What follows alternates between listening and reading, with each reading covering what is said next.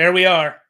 Welcome, everybody, to 1TS here on Tuesday night. It is Paving the Way. I'm Andrew. You don't care about me. That is the Queen of Carnage. Wait a minute. You just said that like I'm a fucking piece of bread? That? She is the Queen of Carnage, Madusa. How about that? Oh Get my pronouns right. God. You going Vince McMahon on me early? Pronouns, pal. Don't worry about pronouns. I don't care. I don't care. I am a she, and I am Madusa, and I am MADE, USA, made in the USA, bitch. Level 5 bitch and the Queen of Carnage. Speaking of the Queen of Carnage, let's welcome your Queen of Carnage followers in tonight, Madusa, because of a scheduling snafu that really wasn't a snafu, just a misunderstanding. We are on your YouTube channel live, the Queen of Carnage channel. So anybody watching, what? Why are we on my YouTube live? Because there was a scheduling thing, and this is wait. I want to know who is on True One fucking nobody. They just had it misscheduled. That's all. So well, then why aren't we on there? Because I already put the announcement out that we were switching to your channel because this is your channel. Not that I'm complaining, but I mean, True One. Hit the like and subscribe button. True One Dingleberry Sports. Yeah, hit the like and subscribe button to the Queen of Carnage channel and give Madusa the love. Marcus, you're fired. Again, it was just a misunderstanding. Half of it was my fault. There you go, sucking goddamn hot air, wind. We're not throwing anybody under the bus tonight, Madusa. Well, maybe look at that hair. What the Bret Hart is the top hair? Look at that hair. Yeah, 39 and a full head of it. Don't hate. I'm not hating, but it looks like a flapjack. What is that on your head? It's just like a hairline. First it's my feet. Now you're talking about my hairline. No, the hairline is over here. You got it parted over here and then flipped over like Donald Trump. What the fuck is that? I don't know. But speaking of, listen, red orange man. We're in an hour. We're in and out. Okay. So obviously want to remind people of a couple of things.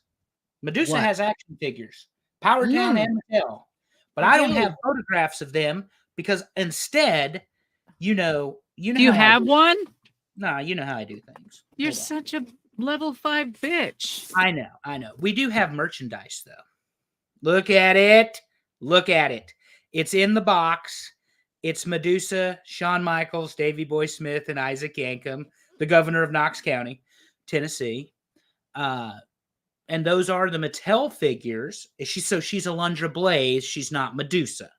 And they're the WWF collection, even though they got the F out back in 2002. This is your retro pack. We also, if you want anything Madusa, all you have to do, go to Madusa.com. Go to Madusa.com right here. I've got it up on the screen for you. Oh my God, look at that. So this is Madusa.com. You can see home. Wow, we're really pushing Madusa tonight. I feel nice. Look at that logo up in the corner. Red, white, and blue, high heels, and the crown, just the way she likes it. Just like you like to wear high heels. You know I do. So I'm going to stop sharing that screen because we have one other thing to share, and that is where you can find some merchandise. Madusa has new merchandise. And it's not STD either. So. At 1TS, not STD, which does not stand for severe tire damage or sexually transmitted disease. Instead, it is One True Sport. And you can see here we've got the is that a koozie? Trailblazing. That is a coffee cup, ma'am. You have a glossy mug now where people can drink. I am a coffee fiend. I didn't even know I had one, so I need to get a coffee cup. I can turn you to stone. Or no, you've been stoned by Madusa. That'd be cool. Fucking koozie. You know, these days, that could mean something completely different. Oh, you've been stoned by... Oh, well, that RVD will be taking the credit for that. Damn it. He is a member of our One True Sport family. We do love RVD. Such a laid back dude too. Like RVD. He was so nice at the CAC.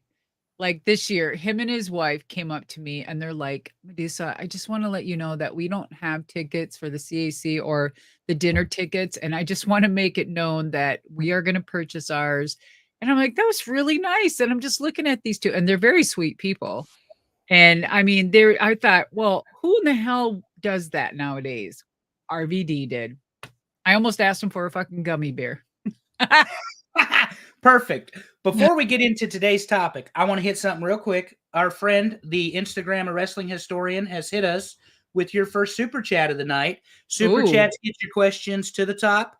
Tonight's topics are going to be a little bit about All Out, not much, and then we're jumping to Bret Hart, and we're going to try to get to 1997. Probably won't, because we got a hard out at 8:58.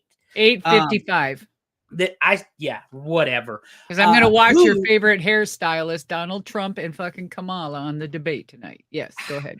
Who did you want to wrestle at Evolution 1-on-1? So you get to pick anybody. Who did you want to wrestle at Evolution 1-on-1? Who was all there? I honestly don't know. Remember. I don't know. But I mean, this is your show, ma'am. Who do you want to wrestle at Evolution 1-on-1? You know what I would like to do?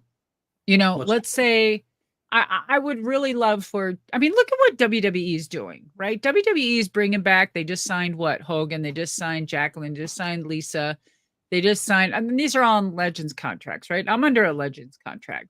And I text Lisa on the side and I said, girl, this is my fantasy match now. Maybe we'll be in a video game together and we can finally wrestle each other. So that's kind of cool, but whatever, it's not good enough. But if it would be really cool to have a final match. You know what I mean? I would like to train for 3 months, go down with Natty, train, do my thing, blah, blah, blah, blah. I'd love to go up to Dustin Rhodes, maybe, roll around there for a while. And then, and then go and do some boxing and kickboxing and some, strategic training. And I really, really, really would like to have some type of small angle in a match, right? Doesn't mean necessary I have to lay down in the middle of the ring and be counted out 1, 2, 3. That's not just whatever. Or me to pin somebody. It's just having that angle and, and continuing the legacy of whatever. I would really love for that to happen. But to get back to his question, who did you want to wrestle? I mean, I just wanted to wrestle. The only thing that kept me from that battle royale thing. Now, Ivory, if you saw Ivory in there, that was my spot originally. They had me in there in Ivory spot. But because I just had a total knee replacement at 7 months prior, it wasn't even a year, it was 7 months. And I knew WWE was going to pull this. So I went to the doctor. I got a doctor's note saying, yes, I could wrestle. I could do it. It's healthy. It's whatever. And I brought it with me. So I'm getting ready, doing my thing. And I told him that I just had a knee replacement 7 months ago, but I'm good to go. Here's my release.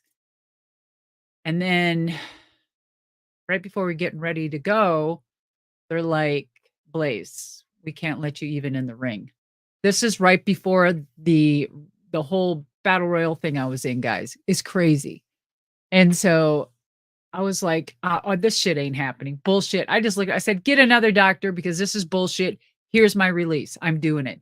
So they had to come up with another release. I had to double, triple sign this release. If anything ever happened, blah, blah, blah, blah, upon what I've already signed, which is, giving your fucking firstborn.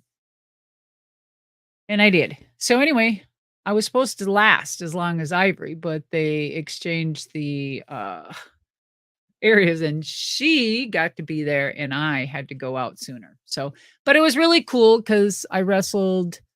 I had a moment with Asuka and what was it? Not Bianca. What's her name? Damn it, the Glow Girl. Oh, what is her name? Come back to me on EM.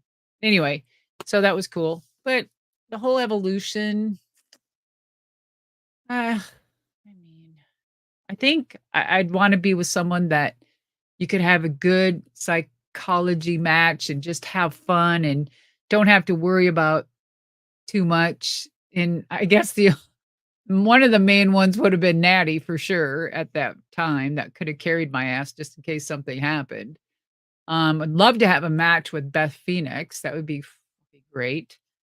Yeah. So anyway, there's that all in around roundabout way.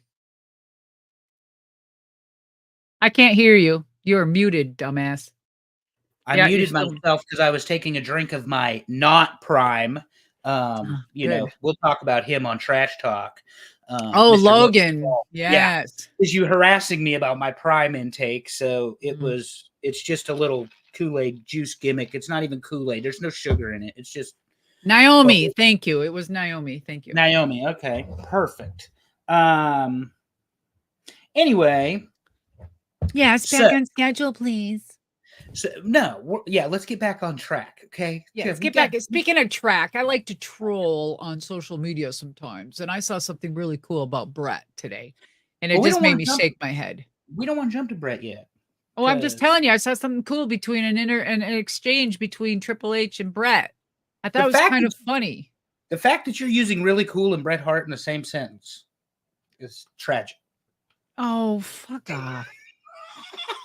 I feel about Bret about like I do CM Punk, so this is going to be a great. Oh, yeah. Well, okay. three of your favorite people: CM Punk, Bret, and Donald Trump. That's Donald Trump. All of them together. No, in all seriousness, I was going to ask you real quick about All Out. And we're not going to talk about this topically. No, let's not.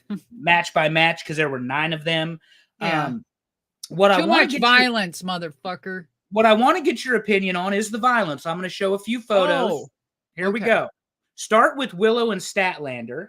Yeah. That is a glass light tube sword sort of thing. Are we back at ECW? What are we doing? Hold on. That's Statlander doing the splits into the tacks. Yeah, I saw that. That's got to be, I don't know. I think a dildo would have been more comfortable than all them tacks, but okay. And maybe live too. I don't know. God, why do you say things like that? Spear through the table. From the ramp. What? Yeah. Oh, it got better in the main event. That the sanctioned main event.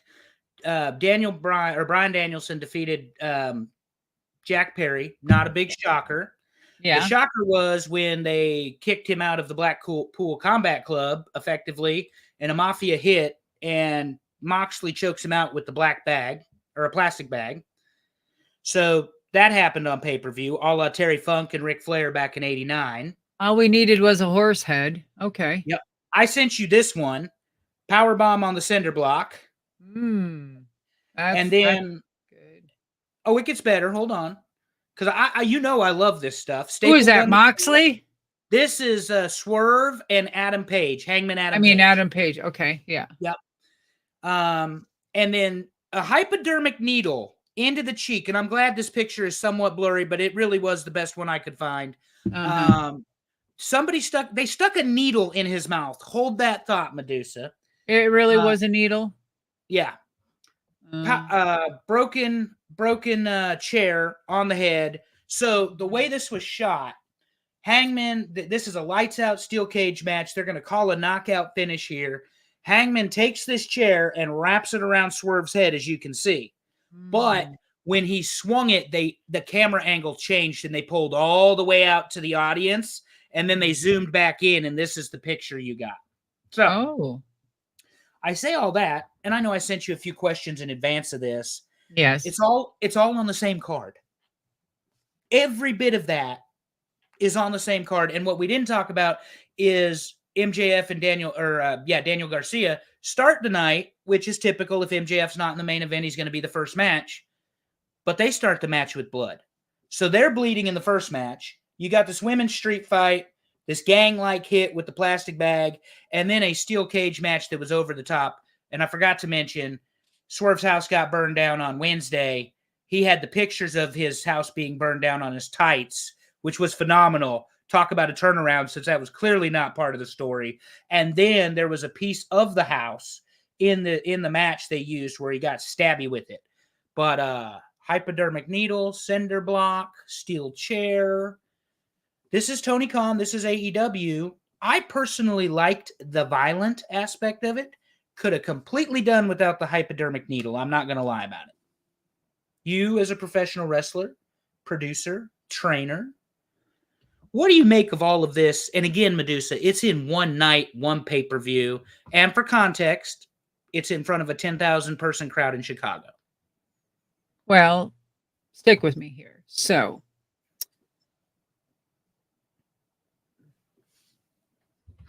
AEW. So either you're going to be running a sister company as or emulating ECW and have this kind of stuff all the time, and then keep AEW your primo, or I don't know. But I think that when you start off with blood, and MJ, he knows better than this, that you come in on the first match just taken away from everything, and then you have to escalate it thereafter every time. It leaves little to the imagination, and it expects more from the fans each time. And what are we actually going to do? Are we actually going to commit murder? You know what I mean? I mean, are we actually going to come out with, I mean, I was going to say real violence, but I know as a wrestler, a lot of this shit hurts, and some of it is violent, and some of it is major contact. I mean, doing the splits on the tacks are no joke. I'm sure a light bulb is no joke. I'm sure being power bombed on a damn cinder block is no joke. There's no way to dummy a lot of that stuff, except the dummies taking it or doing it. My God, I don't know. When I mean dummy, I don't mean like they're dumb. They're not. They're just, or allow this to happen in every single match. And it's got to be saved for a little bit, maybe in a center and then a main eventer. And if people say, oh, that's just old school thinking, it's changed, you can have excitement in every single match. Well, I'm already worn out after the third one, and nothing surprises me, basically. I don't know. I could have done without a lot of it. Willow in her position has gotten better, but she got lucky. She got lucky to where she's at. She's lucky to be in the position she is. And, you know, I hope that she continues to train and practice and use her ability to better, you know, herself in the situation and control, and having her voice, because she does have a big voice about certain things in the world. So maybe she can use that towards, you know, stifling in some of the things that she's doing right now in her career and so young in it. Just because you have a light bulb tack match doesn't make you a great worker, period. I'm not just zeroing in on those two, because both of them have the ability to be fantastic, and Statlander especially, right?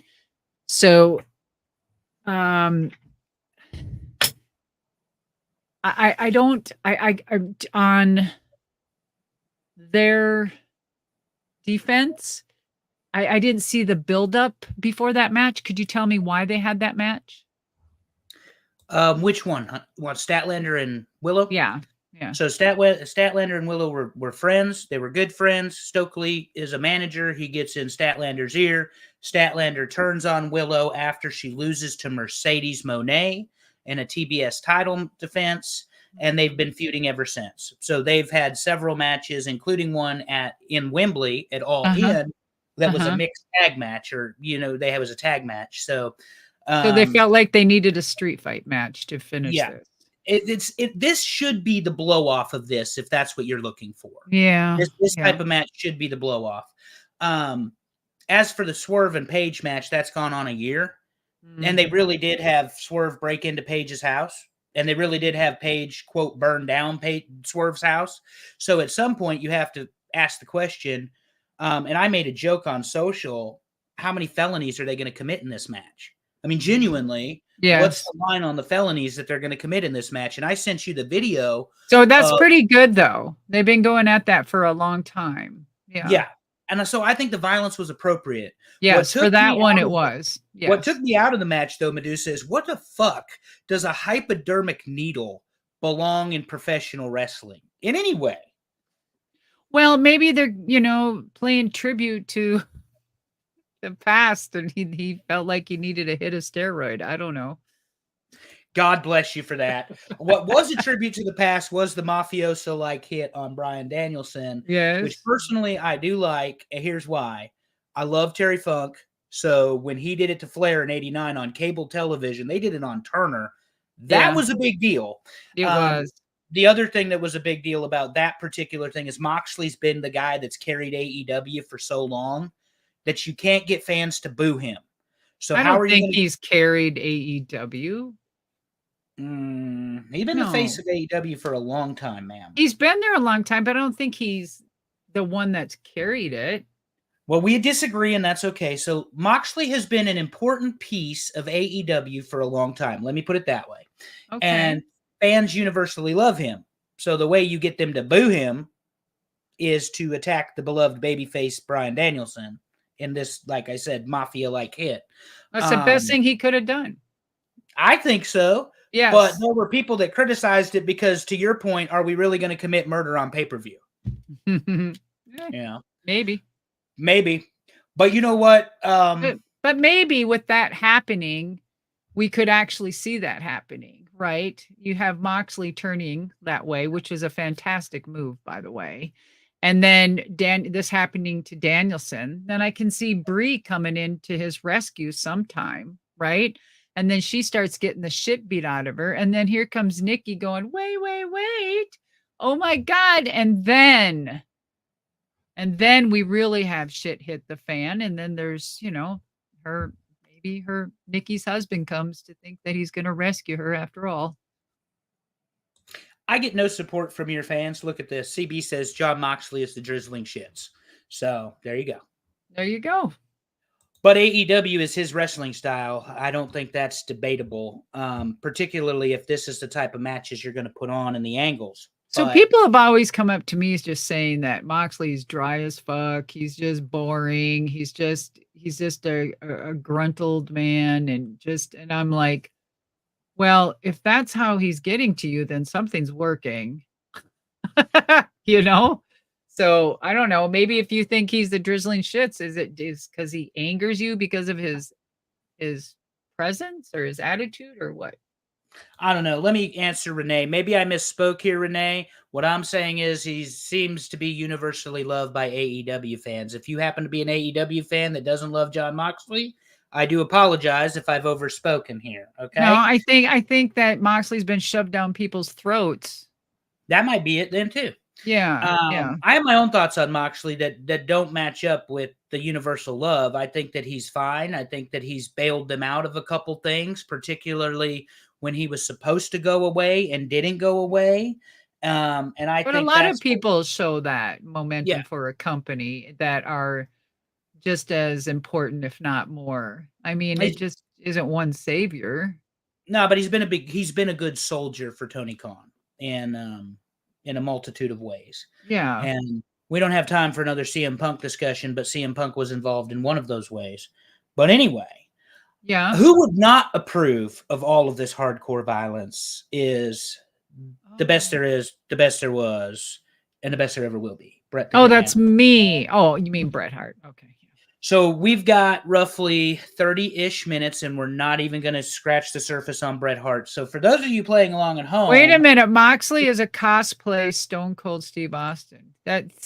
People can't stand Moxley. Well, there you go. Maybe I'm wrong. It's okay if I'm wrong. I don't mind. I think he's got that great... who Moxley reminds me of, and I really would love to see him in this position, is some fucking horror flick. Like, he comes across as a goddamn serial killer. That's true. Yeah. Allegedly, the character he's playing is some neo-Nazi out of a movie based out of Australia in the 1990s or early 2000s. I forget the name of it. Somebody will have it. That don't even sound interesting. I've actually seen the movie by accident, and it wasn't that great. Why doesn't he just come out as Hitler then? I don't know, because Nazis aren't cool, even if you're Fritz von Erich. But anyway. Well, Fritz von Erich was a Nazi. Don't laugh at me. That's legit. That is legit. I can't believe I know, but you just put it out there. People are going on the internet now. Well, Fritz von Erich. Now, You he played a Nazi, told folks. everybody Wasn't a Nazi. Who did not play a Nazi, of course, is the hitman Bret Hart. Eventually, we're going to get to him. Madusa spent some time with Bret Hart. Bret Hart is the face of the new generation.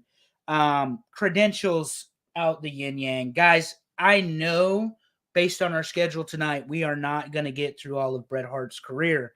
So as I was alluding to before the Jon Moxley comment about Stone Cold or comparison, which may or may not be fair, cosplay, I mean, that's absolutely okay to think that because this is wrestling and we can be subjective, is that this is part 1.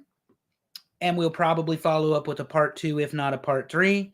And Madusa has muted herself because she just took a phone call live on the air.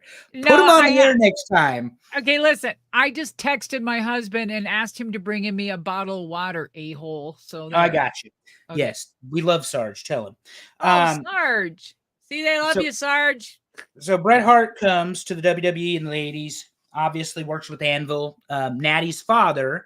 So if you ever wonder in a text message why I call him Uncle Bret, it is because Natty Neidhart refers to Bret Hart as Uncle Bret, and she never tells people that her dad is the Anvil. If I had a choice to pick between the Anvil and Bret Hart who to claim, I'm picking the Anvil. That's all it is. Well, Anvil, okay, so I traveled with both of them. Okay. Please tell us, seriously. Oh, Lord, have mercy. Let me tell you about those bus rides with those two. So Anvil, we always had to go looking for, they'd always send me Deuce, go get him, and then Bret would be in the fucking bus or he'd be out somewhere and he'd be drawing cartoons of the night before. And I ripped one of his cartoons off and I kept it and I have it somewhere. I swear to God, I'm going to find it one day. And it's not something I probably would publish because it probably would hurt a lot of people. So yeah, it's pretty amazing in some of his artwork that he did. He was really good. Bret was amazing with his artwork and his little storytelling within the characters he would draw. Well, and that's what he always took pride in being. I've heard Bruce Pritchard say it. I've heard Jim Ross say it. Others, that he was an artist in the ring. That was who Bret Hart wanted to be, was, the quote artiste, to say it that way. Very creative. Yeah. When did you first meet Bret? Was it in 93 or was it before then? I don't know. I think it was in WWF. Okay. I really do. I think it was, thanks, babe. They said they loved the Sarge. He said yes. Yes. So I think it was WWF in 93 or whatever when I first met him and we were on the road.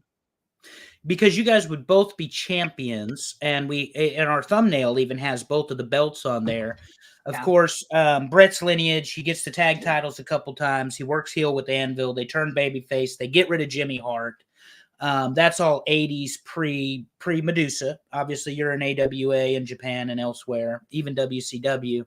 He wins the Intercontinental title, SummerSlam 91, New York City. Ooh. From Kurt Hennig, Mr. Yes, Perfect. My man. So there you go. Talk to us about Kurt and Bret and what type of wrestling match that is, what relationship, anything you can share with us. Well, first of all, those two having a match together is something that you would see the wrestlers in the back in the day when you had curtains.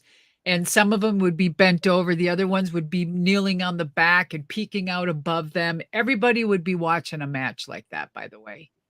If it was Bret Hart and Kurt Hennig, oh my God, it's like the whole back room stopped. And that was amazing because we really didn't have monitors. You had monitors in the Gorilla and, maybe one small TV somewhere back in Vince's room or whatever the hell, right? But oh my God. So everyone would be busting through the curtain to look. And that type of match wasn't methodical. It was very technical because Kurt Hennig could go. He could fucking wrestle. He The one thing about Kurt, he was very just psychologically tuned in to the match. And all he would have to do is the way Kurt did, like from Bret would go to give him something and Kurt would miss. Bret would give him something. And it was like Kurt would turn around and take one step and his gum would go flying out of his mouth.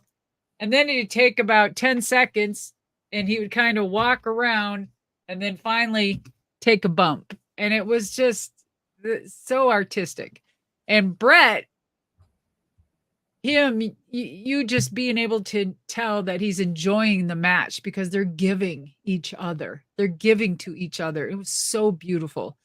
And Bret, you could see he kind of smile a little bit, just kind of it was just good. To me, that was just good stuff. Those are matches you'd want to watch. Well, and both of them are known to be able to get a match out of just about anybody. Yeah.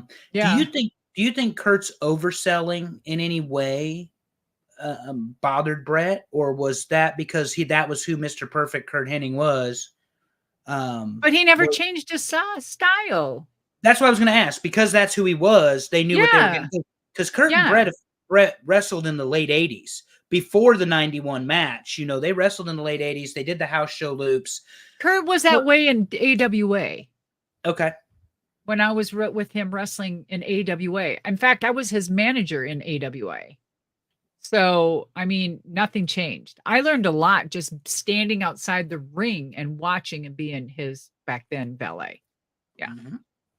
So we know Mr. Perfect, Kurt Hennig, will be a topic on this show coming up. Oh, whatever. So in 91, Bret is made as a singles wrestler. WrestleMania 7, a few months prior, he and Anvil lose the titles to the Nasty Boys with a little help from their former manager, Jimmy Hart, who hands over a motorcycle helmet. They get the pin. Anvil and Bret kind of go separate ways. Bret ends up being in this Intercontinental title picture. Now, the Intercontinental title picture, Madusa, that's the worker belt of WWE. That's why Kurt Hennig had it. That's why Macho Man had it. That's why Tito had it.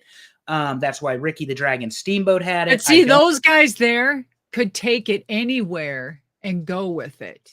You know what I mean? It wasn't just a territory, just a plain territory. That Intercontinental, to me, I felt was prestigious at the time. I thought it was a big deal to have that. That's what I was just going to ask you. So when Bret is officially, they decide he's the guy. Yeah. We're going to put the Intercontinental title on him. For you, you're saying that's a ringing endorsement. I think so. The Intercontinental. Yeah, I did at the time. I just thought it was pretty cool to be selective. Whenever a company selects you to be their champion of any sort, or to be a people's champion and given the prestigious people's champion, I think it says a lot what they think about you as a person at the time, that they feel that you can carry this company and carry the talent to a different level. So Bret will hold the title, and then he'll lose it to the Mountie, Jacques Rougeau, and then he'll get it back. And then he won't get it back, excuse me. Piper will take it, and they have a match at WrestleMania 8, Piper and Bret. Piper obviously has, ties to the Hart family, excuse me. That was a great match if you've never seen it, WrestleMania 8. I'll recommend that to anybody. Was there any women's wrestling on that one? Probably not. Checking in. Ma'am, it's a Tuesday. Don't make me lie to you. But hey, anybody out there, can you check? Was there a women's match on WrestleMania 8? Just checking in. I really don't think there was, but anyway. I digress. Okay. Yes. So Rowdy and Bret have this match that's very memorable, but there's a no juicing policy, and they get color anyway. Like Bret would get color. He's done this more than once. They thought they needed color for the match. Look at the baby. Hold on, we're diverting here. There she is. She's got her hair just the way she likes it. Awesome. I'm still listening.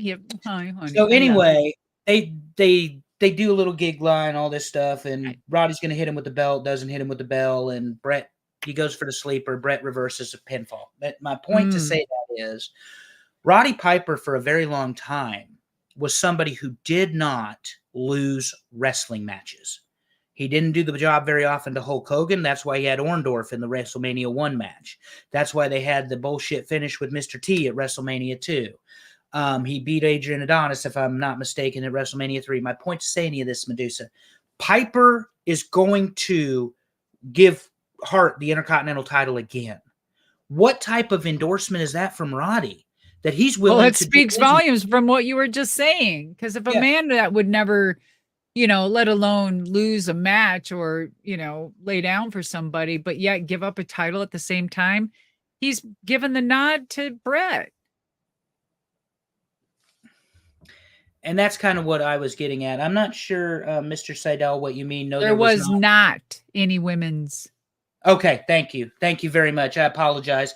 That's not shocking. That's not shocking. And I hate that. So Bret, of course, Intercontinental champ again. Roddy does see that? WW2K424, Bret and Piper is the showcase. There you go. That's how good that match is. Wow. That is how good. And it was in the Hoosier Dome. And do you know that WrestleMania 10 was one of the top 5, top 10, or top WrestleManias? Are you trying to get in front of our notes? Stop it. No, I'm just saying. But it's because Bret was there too. Just saying. No women's match. Yeah, that's terrible. Now you can't not have women's matches because they're so good, and most of the time they're better than the men in many ways. But anyway, I don't know. We still. I said that. I said it. Cold is wrong because of his drawing. There are good women wrestlers. Hell yeah. Yep, you got to be able to give them better storylines and give them longer matches So that's one thing about Bret Hart too, is he was always going to get his time in. Yes. And he even got heat for it. But what does that say? What does that say to you about Bret if he's willing to? Madusa, you got 12 minutes, but he's going to take 17. Well, how do you feel about that as a worker? And you're on the card.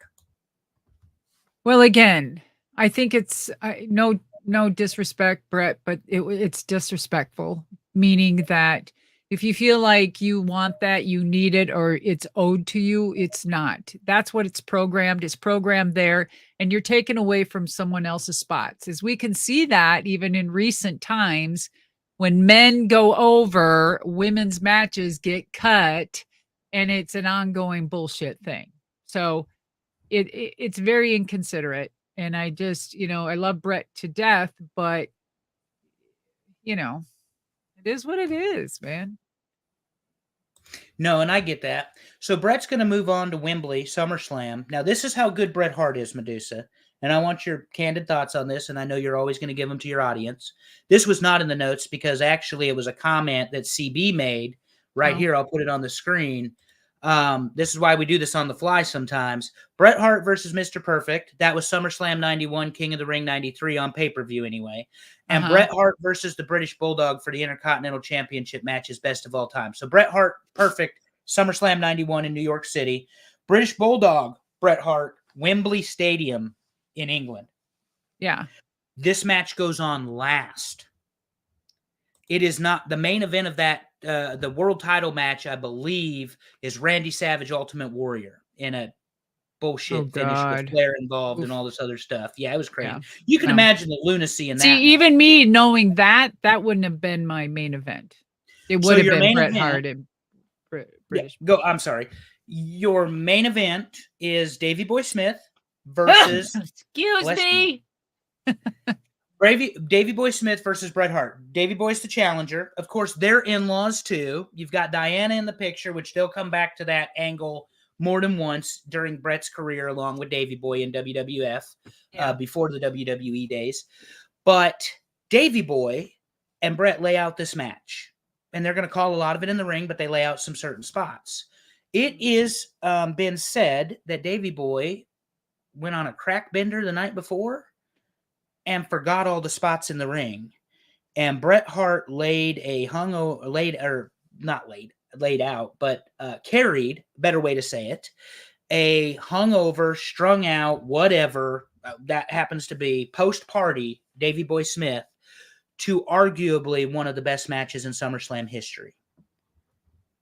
Do you believe that?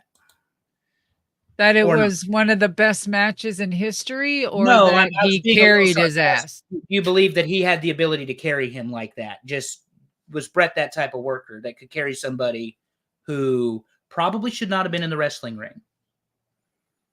If he was that bad, and of course we all know you shouldn't be, but at that time, back in those days, there was no saying no, and the show went on.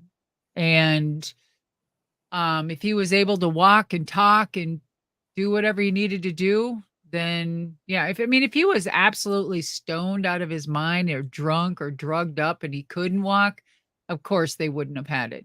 But he was able to do something, and yes, Bret probably called it.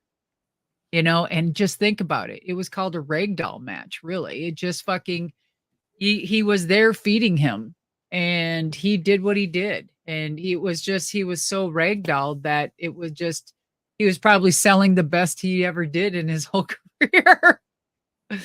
you know? Yeah, Davey Boy will hold the Intercontinental title for a couple months, so he'll lose it on a Saturday night's main event to Shawn, and then of course he and Warrior fired steroids in November or October of '92. Huh. But what else happened in October of '92? Bret Hart loses the Intercontinental title, but becomes the world champion. Yeah. From who? From who? The Nature Boy, Ric Flair. Yeah, I bet Rick loved that. Saskatoon. Well, I have a couple questions about this, but it was Saskatoon, '92. Again, in Canada, serving Canada. Yes.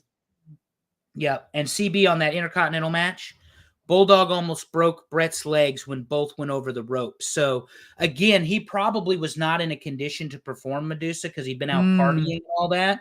And Bret made them. If you've ever seen the match, and this is not just you, I'm talking about everybody. This match is fantastic. And again, I'm not necessarily a Bret Hart guy, but it's mostly because of the out of the ring stuff, not the in the ring. And no, it's because Bret carried it. It was a ragdoll match. Yeah. Yeah, and you're absolutely right. So Flair does the job. Here's the big gold. This is that picture from that night. This is actually the eagle. Excuse me, not the big gold. I said Flair, and that's automatically big gold, But anyway. So wasn't it around '92 when Flair actually left WCW and went to WWF with the title? July the 1st, '91. Flair is fired by Jim Herd, and he leaves for WWF. He sent the belt to Bobby Heenan because they owed him a deposit, and he wanted the interest too. It was like $38,000. And Bobby Heenan actually put it on television, and then they had a cease and desist and a lawsuit. And Flair shows up in WWF, and then ends up running for about 18 months. Yeah. He loses a loser leave town match to Mr. Perfect in January of '93 and heads back to WCW. Back to WCW. So that's what it was. So Flair, he was coming in to wrestle Bret. No, what was that? Flair was the champ. He won the Royal Rumble in '92, which was for the title. Yeah, he lost it to Savage at WrestleMania. He got it back on a house show, and then he loses it to Bret. Okay. The reason he's lost it to Bret, according to Vince McMahon, is Vince says, and you got to remember, this is '92. I just told you, Bulldog's getting fired for steroids. Sid Vicious is all of a sudden gone. Hogan but Sid Vicious was gonna. Yeah, I mean, he wasn't all of a sudden gone. Vince wanted him to be the next fucking Hulk Hogan, bro. Yeah, bro. And he left after WrestleMania 8. Only because probably, I don't know. I'm just assuming here that there's no way in hell that Terry was going to let that happen. Well, Terry was gone. That's the thing. Like Hulk was out of the picture, and the steroids trials coming down. The federal government. That's what I mean. He doesn't need to be there to not make it happen. All he has to say is, "I know too much." Well, there you go. So my question is for you. Do you believe Vince McMahon wanted to go younger? Because Flair is 43, I believe, at the time. Somebody will fact check me. But I believe he's 43. Do you believe he wanted to go younger? Or do you think he needed a smaller professional wrestler for optics thanks to the steroid trial? What year was this? 92? 92. October 92. And Flair was 43? Flair was 43. Yes, I believe I have that right. Hey guys, if I was born in 63, how old was I in 92? 63, 36? 20. No. No. 63 to 93 is only 30, honey. It'd be 29. So I'd be 30. Okay, Yeah. so about. So make me do math on the air. Come on now. So I'm going to tell you this. I think it's bullshit because there's no way in hell that Vince is saying that Ric Flair is too old at 43 because in 92, if I was only 30 and I really didn't start until late 93, 94, I didn't get hired into the WWF until I was 32 years old? That's bullshit. Rick was 43. Yeah. So, I mean, to hire an older woman at 32 years old? No. I just don't buy that.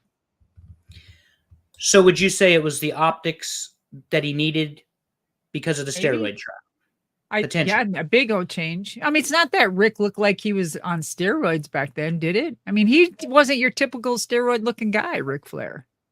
No, but what I'm saying is if they're going to go ahead and present themselves as a clean company, not using steroids, Bret Hart, Ric Flair, Macho Man, even though Macho probably had the juice back during oh my God. But and then during the Team Madness days in WCW. Oh shit. I said it, not Madusa. But in all seriousness, the smaller guys, not the Hogan, not the Sid, those were the people that he was focusing on. And I don't believe in coincidence by and large, Madusa. I don't think it's a coincidence that Bret is the one he taps. Because Flair did have a vertigo issue. But he's wrestling a WWE schedule, which what in 92? 300 days minimum? Back then it was a lot, yeah. Yeah, it's a ton. Far more than they wrestle today. Oh, and God. Far more than... more money, less work. Yeah, exactly. But I shouldn't say that because I've watched it today. And the things that the kids got going on today are completely different from what we had back then. So when I say that, it's on a whole different spectrum. So I watched the day in the life, let's say like Charlotte. So her day is fulfilled. Like you've got 5 people that are around her, basically. I'm just saying hypothetically. One is always doing, checking, doing like social media, and you've got makeup and you got hair and you've got clothes, and then you've got someone, 2 people prancing you around. You got to go do this and social media, and then you got to do this. And there's a lot more logistics, I think, technically, with the human than there was back in the day. So we wrestled a lot more, but I think there's more logistics going on with an individual, which could be mind consuming and draining. And when you're mentally drained, it's hard to lift that weight, hypothetically. You know what I'm saying? Yes, ma'am. Absolutely. So Bret's going to have the title 92 October until he runs into your favorite, Yokozuna. Yes. WrestleMania 9, Las Vegas, the debut of Jim Ross. We saw the 2 Doinks, Money Inc. versus Hogan and Beefcake. I forget what else was on that show. Macho Man comes in they're carrying him, on one of them, what do they call cars or whatever. But this is an image that most people that saw WrestleMania 9 remember. So the way the match ends, Bret's going for the sharpshooter. Has Yoko's legs in the sharpshooter, which that in itself is very, very impressive. I don't care what anybody says. Because Yoko, even in 93, Yoko was 450, maybe 475, but he was not probably 550 pounds or whatever they had him advertised. He was busting toilets, yes. But he was big. Bret picks his legs up, has him in the sharpshooter. Fuji throws the salt in the eyes. Yoko wins the title. Here comes our hero, Terry Bollea, Hulk Hogan. Who beats Yoko in 18 seconds for the title. So Terry Bollea, Hulk Hogan, leaves the 5-time WWF champion from WrestleMania 9. Bret Hart leaves without the belt. This is why I bring this up, Madusa. Bruce Pritchard has stated over and again and again and over and over and again that the whole reason they put the title on Hulk, who had come back, a couple months prior, was to have the European tour so they could draw. Bret Hart is a big fucking deal in Europe. Yeah. So in a loud, clear voice for all of your fans to hear, is Bruce full of shit or what is this? Bruce knows more than we do, or he's just the best swerver in the business. So he's the one that worked with them behind the scenes. So who are we to say, who are we to tell Bruce if he's right or wrong? Either he's a great bullshitter or else it's the truth, right? Bruce he's a smooth talker anyway, and I don't know why he would lie about that, but I think there's some things we'll never know. Damn, you gave a company answer. I hate when you do that. But no, in all seriousness, one of the reasons too they returned to Bret is he is, and after Hulk leaves, he is the company man. They can always rely on him. And he was an international star. Bret Hart on the marquee over in Europe drew money. And they knew he was going to have good wrestling matches. Yeah. So what was it about Bret, do you think, that European audiences like so much? That he was a more approachable, likable, accountable wrestler. He was a heartthrobber. People could relate to him. You didn't see Bret sway too much. It was just, this is Bret, this is what you're getting. And I think with Hogan, they saw more of a character, unrealistic character that is just, it was like not BS, but just, I don't know. It wasn't real. You know what I'm saying? Mm-hmm. He was bigger than life, and he was great because the character, I mean, was the biggest star of the day. But for some reason, I mean, Bret really got stifled. And I'm going to say it wasn't because of, just the WWF or Vince. I think that a lot had to do with control of Terry. I don't know for sure. It's just me assuming, because why else would someone be pushed out so hard? Well, here's the other thing that makes and fucked around with. Yeah, it makes this difficult for Bret especially. So he loses the title to Yoko, only to have Yoko lose to Hogan. Hogan will be defeated at King of the Ring 93 after the European tour, and he's out of the company. We don't see Hulk Hogan in WWF again until 2002, when they bring back the NWO in a horrible angle. But anyway, we'll get to that some other day. Bret has said, and others have said, that the idea was to have Hulk and him at SummerSlam, to the point where they had pictures taken for marketing material that was never used. Do you buy that, Madusa? Do you remember that happened? No. I mean, but there's a lot of things that were done even during my time. For WrestleMania 10, it was announced that I was wrestling Debbie Combs, and they already had that marketed and ready to go, but that never happened. So I mean, I might have to believe it. I got you. So we are going to wrap up, but what we're going to wrap up with, so we have a nice breaking point, is Bret getting the title back at WrestleMania 10. There's my man. That's my man right there. Bret, and look at your big man that you used to do his hair. Yes. Yoko, yes. And Fuji looking devious as ever out there. Yes. So Bret Hart runs 93 without the world title. Yoko's got the title. Yoko takes on Undertaker at Rumble. Bret wins the Rumble along with Lex Luger. They become the first joint pair. So they do this little triangle thing. Bret's going to wrestle Owen in the opening match of 10, which some people still say is a top 5 WrestleMania match ever. The chat, you can tell me if I'm wrong there, but I'm fairly certain I have that right, that most people are putting that in the top 5, if not 10 WrestleMania matches ever, and we've got 40 WrestleManias at this point. So that's a lot. Yeah. The other thing is that Luger is going to lose to Yoko by DQ. Bret's going to beat Yoko for the title. That will end Yokozuna's run as the champ. Is that WrestleMania 10? That's WrestleMania 10. That's in New York City, Madison Square Garden. You were on the card. Yeah. This is the main event. Bret, Yoko, 10. So we know they went to Bret because of Ric Flair.